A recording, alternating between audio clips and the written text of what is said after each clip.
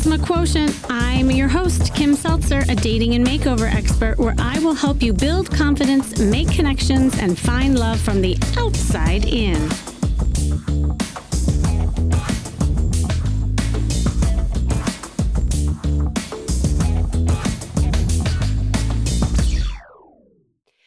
We talk a lot about confidence on this show. Confidence in dating, confidence in relationships, confidence in how we show up in our body language, and even, yes, our clothes.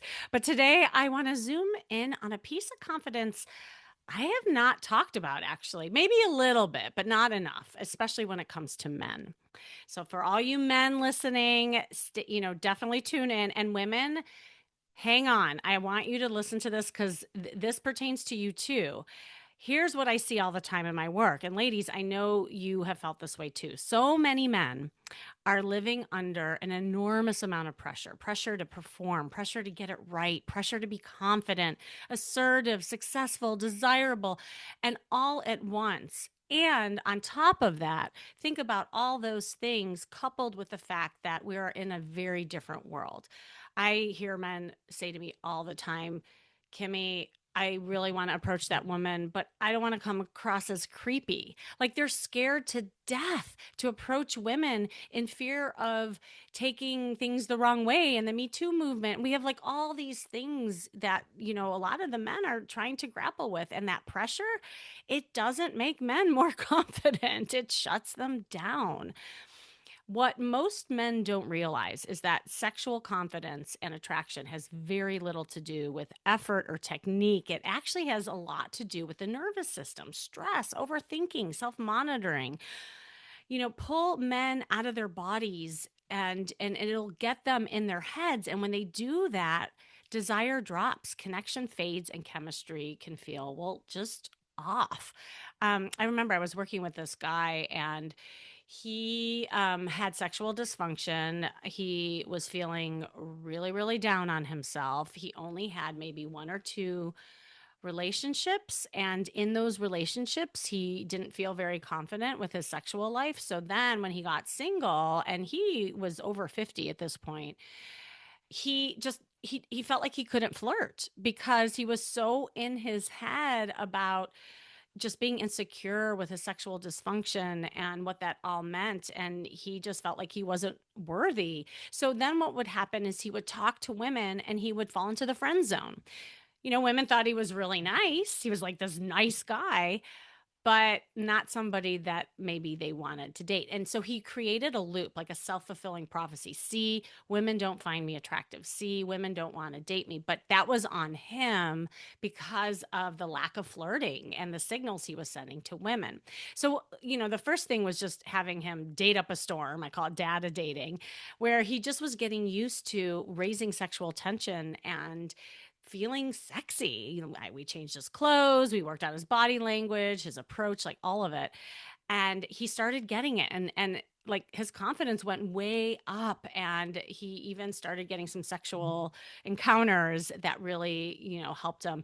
And he was seeing a doctor on the side, for his ED as well. And so the combination really helped him. And I think by the time we ended, he did end up dating this woman he really liked. So today we're talking about something I call the shift from pressure to presence. It's the missing link in men's sexual confidence. When you understand how stress, overthinking, and nervous system impacts confidence, desire, and connection, dating stops feeling so confusing and it starts feeling more compassionate and honestly more hopeful. So women, I really hope you pay attention to this.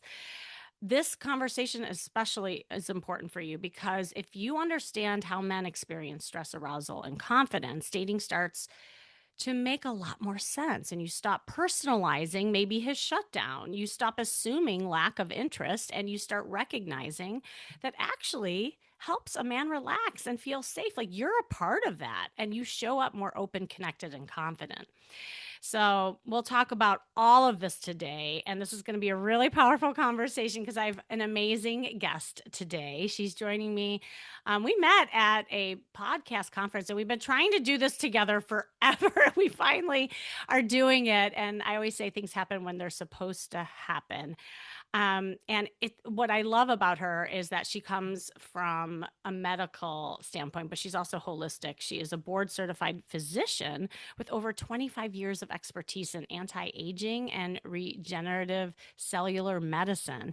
And as a recognized authority in intimate health and a pioneer in her biologic regenerative therapies, she has established herself as an innovative leader in her field. She is a YouTube creator, not just that, she is the boss on YouTube. You got to check out her YouTube.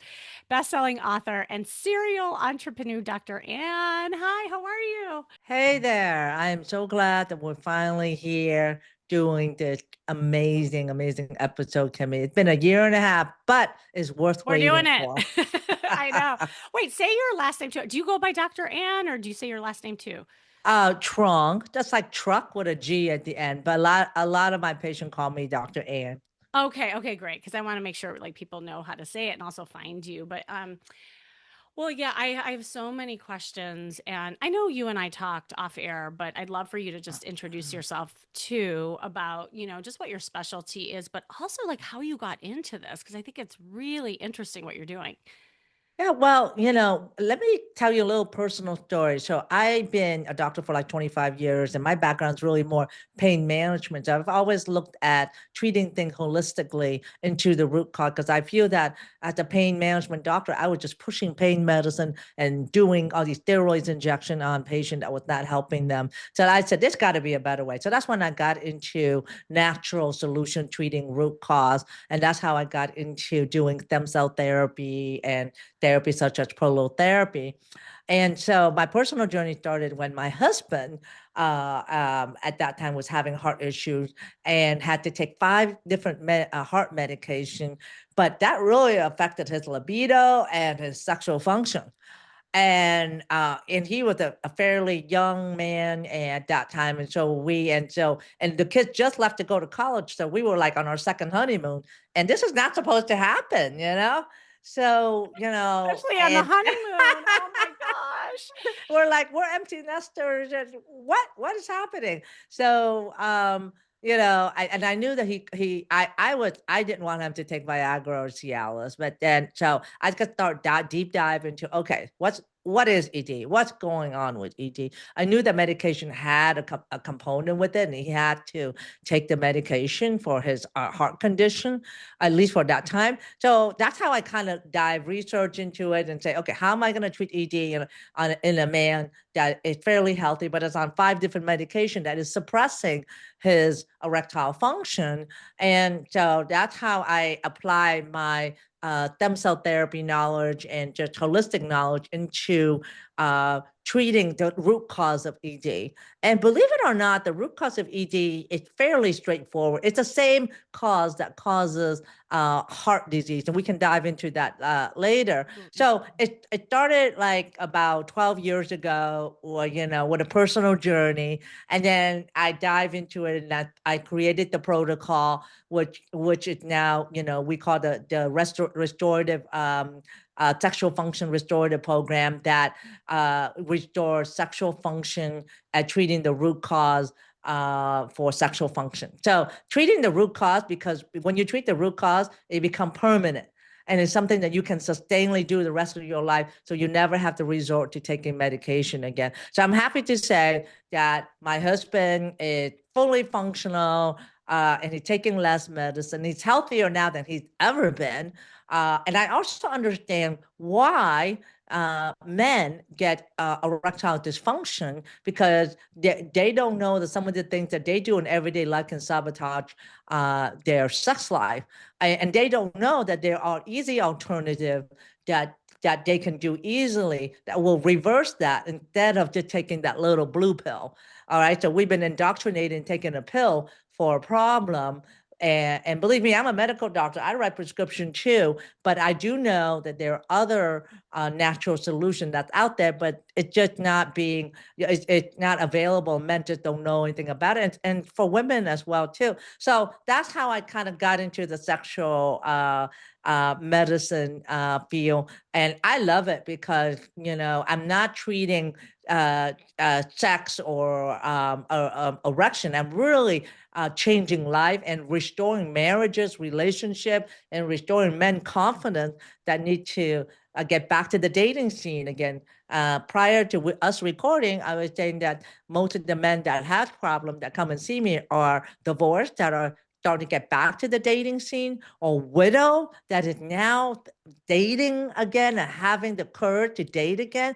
Some of them are widow and like they're only like early 60s or mid 60s, or the men that had younger wife who then the wife had more sexual drive, and Yeah. they want to keep their wife happy. And also even men that are married that are still enjoying the sexual intimacy and that keep them together. And so those are kind of like the group that we see that really needs a lot of attention. That falls kind of like in your group as well, kind of getting back to dating again after not having dated probably in decades. Yeah, no, I so love what you're doing because I really believe it takes a village, and having your holistic approach. And I love that you're looking at like the natural way too, coupled with, also the things that are going on in their heads. I think that is just such a setup for success, and when people really want to,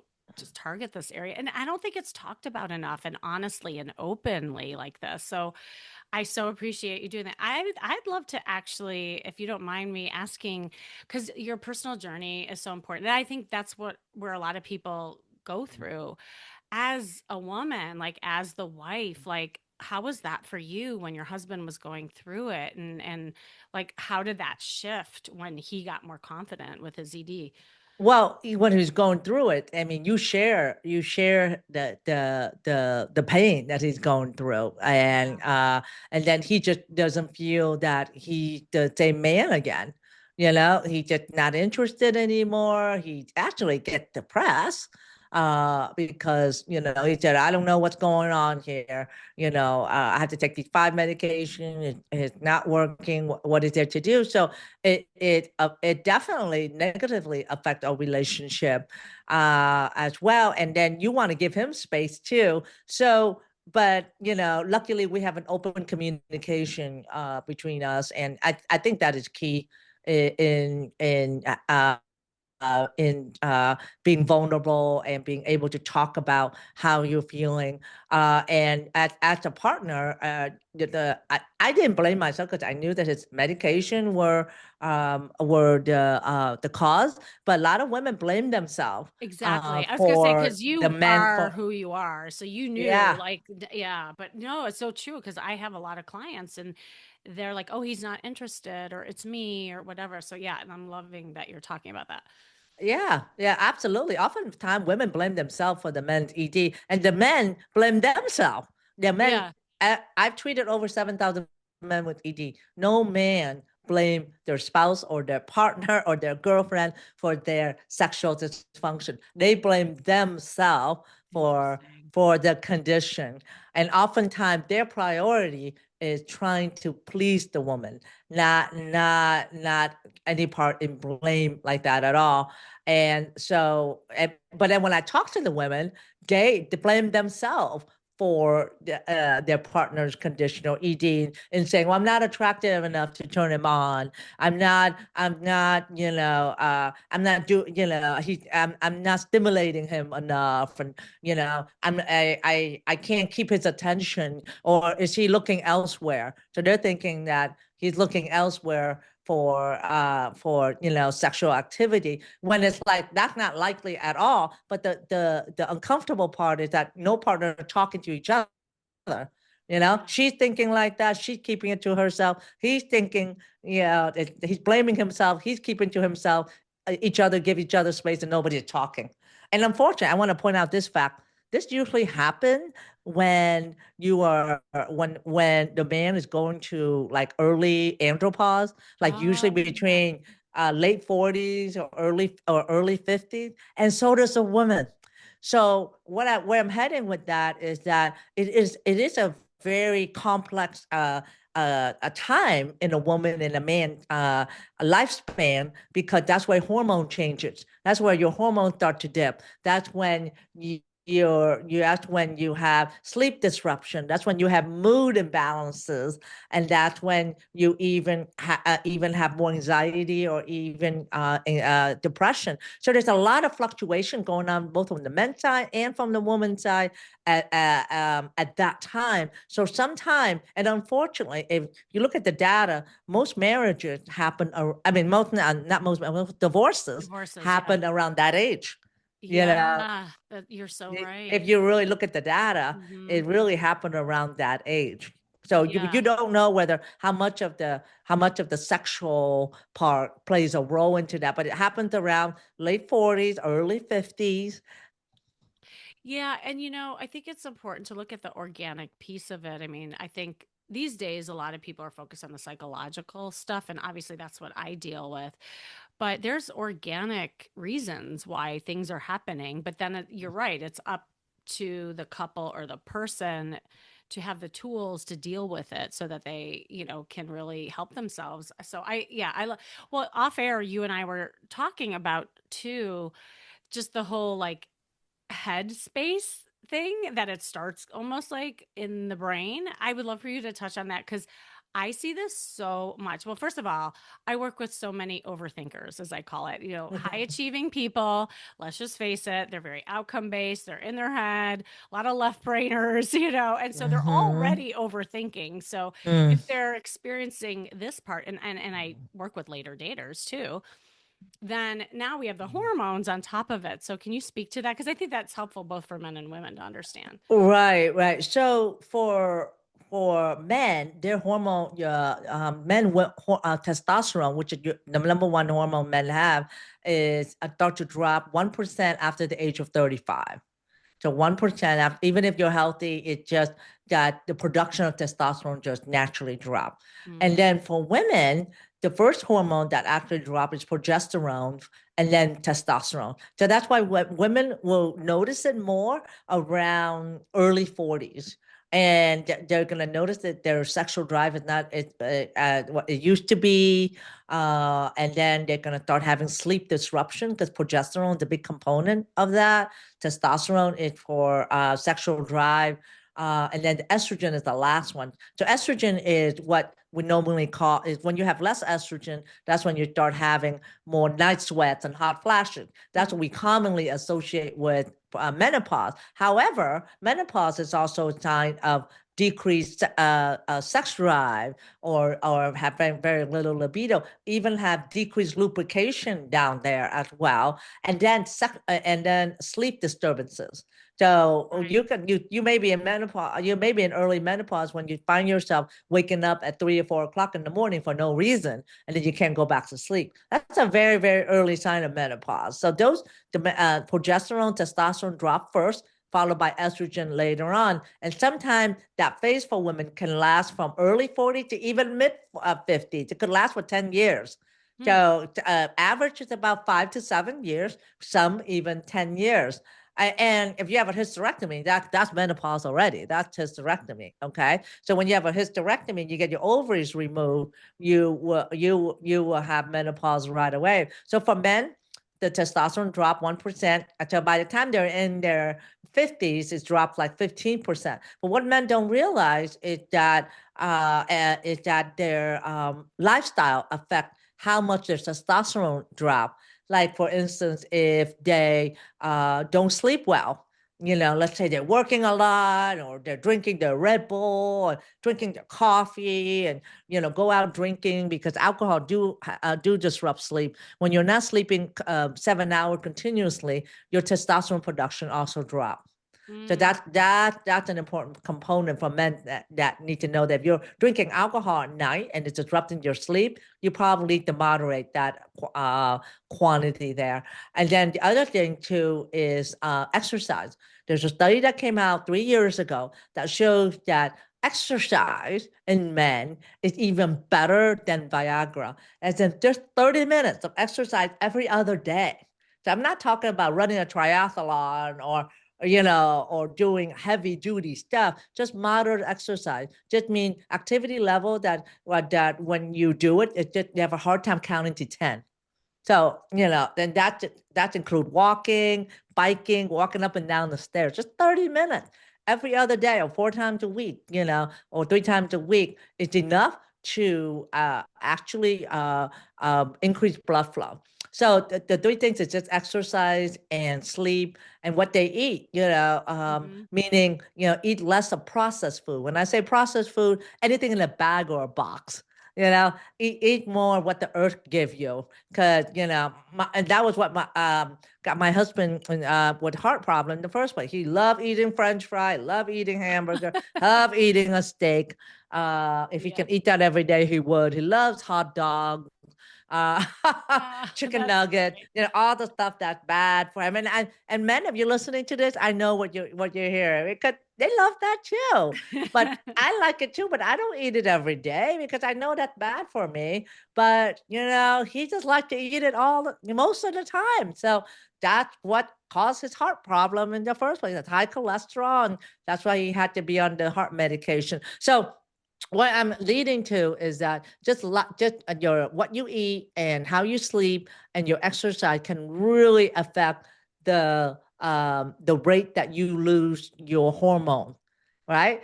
So if men just lose 1% a year, and if you lose at 35, you're at 50, you're gonna lose 15%. That's not bad. That's not bad. Functional. But if you're not exercising and you're not eating well, and you're overweight and you're not sleeping well, that rate of loss can be at 30, 40%, 50%. I can't tell you how many times I see men that are 40 years old and their hormone level tank. It's almost like an 80-year-old. All right. Wow. It's like a level an 80-year-old. It is like almost the bottom of the barrel. And it's because they're on the computer, they don't sleep well, they're overweight, they vape and they use porn and they sit there and play video games and not exercise. So it's not like, they're 40, they're fairly young, they don't have high blood pressure, it's just lifestyle. It's just what you eat and how you exercise, but they don't realize that their level is so low. So then they start to realize, oh, I go dating, it didn't work out as well. I'm just gonna pop in that blue pill. Well, I can tell you that blue pill is gonna get them in more trouble later on than it is gonna help them at this point. So my message has always been that before you take a medication, take a look at what you're doing with your lifestyle with, as in diet, exercise, and sleep, and really, change that first before you start popping a pill. I love that. Yeah. Well, and it's such a helpful thing. I mean, it seems so easy and fundamental, yet to your point, so many men don't do these things. And so even just starting with that. So those are great tips. I wondered too, like if you could speak with and what you see in your practice or like men who come to you and that like who are out there in the dating world, like you said, like the divorced or the widowers. Um, what are some common complaints that they have around dating and how their like sexual dysfunction is affecting them? Because I think it's important also for women to hear this. Oh, absolutely. So men with ED are hesitant to initiate. That does not mean they're not Ah, attracted to women. yes, yes. They're just and if the woman initiate and they're not responding, it doesn't mean that they are not attracted to her. They're just hesitant because they don't want to disappoint themselves or disappoint her because they're worried they're not going to be able to be functional when it comes to the bedroom.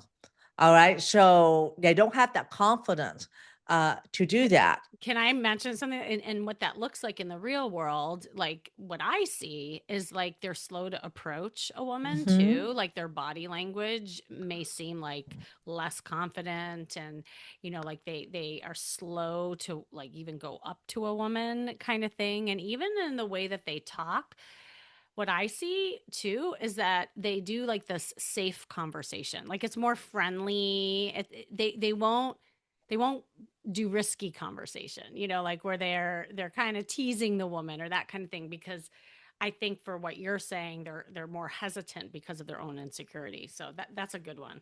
Yeah, yeah, and oftentimes women blame themselves. Oh, he's not attracted Yeah. to me. He's worried about how he's gonna function, and that affects, of course, his confidence because he's gonna be like, well, nothing's gonna go anywhere, you know. So why do I want to even initiate? And oftentimes, when I work with men, when they come with me for ED, and we do the treatment on them, and they're working because they're getting morning wood, and things are working, but they still are hesitant in the dating game because they don't know how's it gonna go with a The woman, with a woman. real Yeah. life Yeah. woman, so there's just Real like, life woman. yeah, a real Yeah. life woman, it's like when they're by themselves, things work, good, in the morning things work. And I tell them, I said, for men that are listening to this and women that has partner, if your man has morning wood, the plumbing is working. All right. The plumbing Uh-huh. is really, really working. All right. So it's not the plumbing. Don't take that little blue pill. Okay. And if it's not working well, when you're in the bedroom, it probably he needs to get things clear here in the head, Yeah. or that he needs to optimize his lifestyle. What's he doing for his diet, his exercise, his sleep? Is he watching porn? Is he smoking cigarettes? Or is he doing vape? Or is he drinking a lot of alcohol? Those are the things that you really need to look at first, because he's waking up with morning wood. I always tell the men, plumbing and mechanics are working. You just need to optimize the other factors. That is so true. And if they're insecure, I mean, I would think another complaint for these men too is that once they're in the bedroom, like maybe at first it's happening, but then they start getting in their head about it and then they lose the whole moment.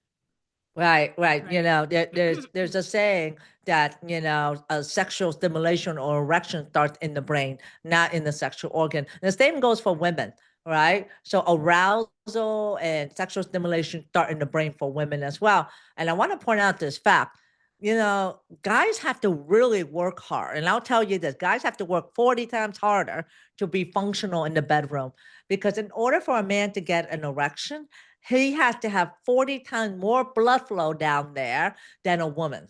Oh my 40 God, that's so times much than at work. rest. Yes, than at rest. Yeah. For a woman, it's only 3 times to get more blood flow to the Wow. vulva area, for her to be aroused. But so 3 times versus 40 times. So that's like a lot, like more than 10x, 12x, right? So there are a lot of things that have to happen in the man. And the first thing that has to happen, and we call this the sixth system, is that the brain has to be clear and relaxed. That's where everything starts. An erection starts in the brain. The brain has to be in the relaxed mode. The brain needs to be in the nervous system called the parasympathetic. Parasympathetic is the relax and breathe. That's how the relaxation mode. It cannot, the brain cannot be in a worrying mode or emergency mode like the sympathetic nervous system, the stress mode. If you're stressed, you're not sleeping well, and you're thinking about what you're going to do today, thinking about taking up the kids and so forth, your brain isn't going to be ready for you. So you need to be in the relaxed mode. Don't overthink it. And that's how the hormones and the chemicals that need to be released in the brain gets released. So that's the brain. And then there's a hormone that needs to be released. That's the testosterone, that's the dopamine, all of that needs to be released. And then that goes to the nerve in the back of your head right here, which is the chain that the parasympathetic nervous system chain, would then transmit it to the heart. The heart beat very fast. So that when the heart beats fast, it brings in more blood that goes to the blood vessel. Think of the blood vessels like the pipe. The pipe opens up so that way it can bring more blood down to the penis.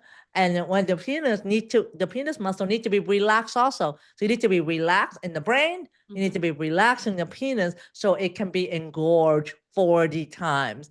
So if the glitch, if any one of those six systems doesn't work, the erection will not work. And as we know, if there's more step involved, to get a result, there's going to be more chances of error. So that you have the brain, you have the hormone, you have the nerve, you have the heart, you have the blood vessel, and then you have the penis. All six steps need to work cohesively in synergy together in order for him to get an erection. So uh, so I have to say that men do have to do a lot more work. Now, women have the same system as well too, but they don't need to have 40 times more blood flow down there to be functional. And so that's why the number one presentation of ED is that when men get an erection, but then it's not firm enough because they're not getting enough blood flow down there for to be functional. So it's not firm or that it goes away quickly. So that's a sign that hey, there's less blood flow in there, and so what you are heading with this is that what I'm trying to say, it all starts in the brain. You Yeah. have to be relaxed. You have to be in the moment, and you have to not overthink it. And men overthink it. Most men are left brainers, Mm-hmm. right? They're Yep. thinking about, oh my God, it happened the last time. I didn't do this. I didn't do this. I'm like, oh my God. So the more you think about your erection, the more it's gonna say bye bye. Yeah, Yeah. Yeah. you know. Exactly. Well, it's such a metaphor for dating too, because I tell people all the time, like, people want lines or something to approach somebody, and they want tactics, especially men. And I say there is no line, there is no tactics. The magic happens in the body and in the fun and the feeling, not in the head. So Mm. it literally is a metaphor to the bedroom and to sex and everything that you're saying. Because that's where the turn on is it's how we make each other feel, not what you know, right? And so, like, hopefully everybody's listening to this and not getting almost more in their head with all this stuff. But it's all to say that there's a lot of layers here, right? Like, and it's not like one size fits all for everybody. Everyone's dealing with different things, and there's so many layers. I would love for you to touch on, because that's so helpful for men. What are some things that women can do to make it easier for men? Oh, yes. Thank you for asking that question. Just realize that men are under a lot of stress. Just realize that they have to Yeah. do 40, like 12x more than what you have to do, right, to be functional. And they're thinking about it and they know about it. The best thing is supportive, to be supportive and to be, make him relax, make him relax and just be in the moment with him. All right. And, because if the more the man relaxes, the more things will happen. Okay. I love And it. if he loses it during the moment, well, support him and say, it's okay. It's okay. Let's hug, let's cuddle. Because there are many ways to show love and to show affection rather than just, penetrating, right? Yeah. So there is more than that, right? So I think that if he feels supported and that he feels that he can share his vulnerability with you, then that is the key. I often tell men, I said, when you're in the moment, think about her. Think about what pleasing her. Don't think about yourself. Think in the moment, think just clear your mind. Think about pleasing your partner. What is she doing? What is she like? Pay attention to her. Last thing you want to do is to pay attention to what your penis is doing. Don't do that. Okay. Yeah. And for a woman, it's just give him space and be supportive. That's all he needs because the first person he's gonna blame when things doesn't go right in the bedroom is himself, and he's Mm, very hard on himself. I like I said, I've treated over 7,000 men. I have never heard one man blame their partner for their erectile dysfunction at all. They blame themselves. They go, oh, what did I do? Why is this happening? I mm. want to please her. I really, she's so attractive, and we want this to happen, and this happens. So, um, don't blame yourself. For the woman not to blame herself if things doesn't happen the way it should. You can always cuddle, and if you focus on the more affection and supportiveness, but you'll be amazed that he may be able to perform again. Because Yeah. it's all in the head. It really is. I just can't tell you enough how important that is. I have seen patients that come and see me and say, I take Viagra and nothing happened. And they're in their 30s. They have no medical problem. They don't smoke. They Mm. don't drink. They're very healthy. But their mind is just so stressed out. Yeah. They're so stressed out because they're working or some, and even when they take a medication, nothing happens. And then I would do my usual testing. We would do blood work. We would do an ultrasound. We look at everything. And I told him, I said, you really don't have any problem, any medical problem at this point So that then can just send contribute to him your to me, ED. Dr. Ann. I'll teach him how to flirt and get him all out of his head. That's exactly what I do. Well, no, but Exactly. this is why it's so important to look at all aspects, right? Because it isn't so clear cut with this stuff. And I love what you said about for the women to just really lean into more the affection side of things, like more with your body, because sometimes the unspoken word is way more powerful than words itself. And when men feel that body contact, when they feel your support, they feel your warmth and encouragement, it's just going to help, the couple, or if you're a new dater, with your guy. So Dr. Ann, thank you so much. Like this, I want to keep going with you. I'm like, oh my gosh, I can't believe the time already. Um, I Any last words of wisdom that you wanted to part with? And also, I know you have like a really cool smoothie or something that you wanted to give both. It's both for men and women, right? So yeah, That's right. let everyone know. So the last minute word is that for the men listening, that there are alternative to restore your sex life. And you can start with the 4 pillars of sexual health. Okay, start with this first. If you find that you're just not performing as well as you used to be, first, look at what you're eating, what your diet is. I recommend that you follow a Mediterranean diet, which Mm-hmm. is an approved diet for diabetes as well as for heart health. All right. Number two, exercise. All right, just 30 minutes, just walking every other day is Mm-hmm. fine. And then three is sleep. At least sleep 7 hours at nighttime continuously.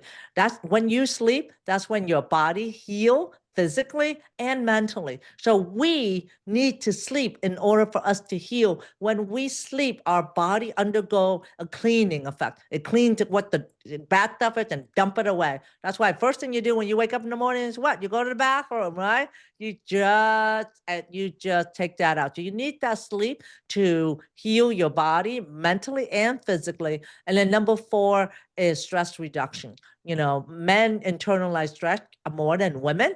And so for them, I would recommend the more you exercise, the better. But also be attuned to maybe open to doing some meditation or yoga. But if you focus on the 3 pillars of diet, exercise, and sleep, you'll be there.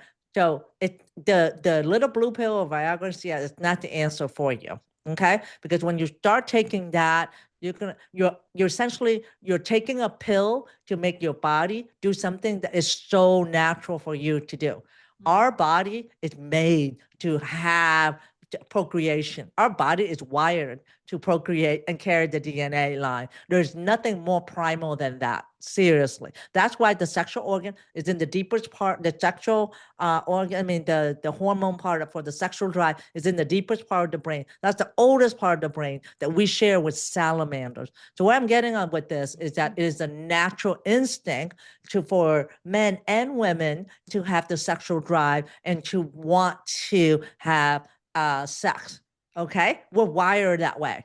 So I always tell men, it's okay if you want sex. You're wired that way. So are women. It's just it's just more Love it. cultural restriction. So it's like almost like taking a pill to blink your eye. Would you take a pill to blink your eye? Well, it's the same thing as taking a pill for your erection. Okay, so you're wired like that. There is just multiple things that you didn't know that's affecting your erection. And for women, the same thing. It's diet, exercise, sleep, and stress. It's no different as well too. It's just that women, you only need to increase down there 3 times. Okay, you don't need an organ to be rigid or firm like a man, right? So it's different anatomy, but also you need to also be in the moment as well too. So again, for women, the sexual response starts in the brain and not down there. And just know that just understand that a man needs to do a lot more work to be able to perform. So my last word is that there are alternative. You don't need to take a pill, and that we have an antioxidant smoothie that will actually help with sexual function, and we call it a good morning wood smoothie. And I love that. yeah, Who so it wouldn't is. want that? I know, and it's good morning. It's not just for men. Women can take it as well because it's antioxidant and it's full of healthy things that you can buy straight from the grocery store. It's all fruits and vegetables, and it has beets in there, so you can get it at goodmorningwoodsmoothie.com. So go to that URL, goodmorningwoodsmoothie.com. You can get the raw recipe, and you don't need to buy fresh fruit. We make it so you can go to like Costco, buy a big bag of frozen fruit, and just use that as well. Oh my God, amazing. I'm gonna go get me some. I'll put it in the show notes too, y'all. Thank you so much, Dr. Ann. I know like there's so much more we can talk about. I'm excited to go on your podcast too. So definitely check out her podcast, her YouTube channel. She's amazing. So thank you. Thank you for having me be here.